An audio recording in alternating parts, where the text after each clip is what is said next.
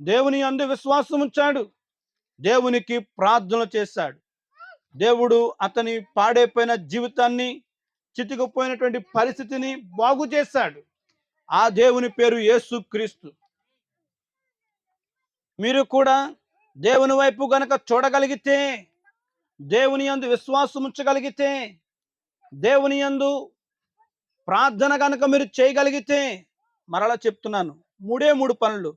ఒకటి, దేవుని వైపు చూడగలిగితే, దేవుని యందు విశ్వాసం ఉంచగలిగితే, దేవునికి ప్రార్థన చేయగలిగితే, ఆనాడు ఆ వ్యక్తిని బాగు చేసినటువంటి దేవుడు, ఆనాడు ఆ చితికిపోయిన బ్రతుకులు లేవనెత్తిన దేవుడు, ఆనాడు అపహాస్య పాలయ్యి నవ్వుల పాలైనటువంటి స్థితిలో ఉన్నటువంటి ఆ వ్యక్తిని లేపిన దేవుడు ఈరోజు మీ జీవితాలను కూడా బాగు చేసేటువంటి వాడు.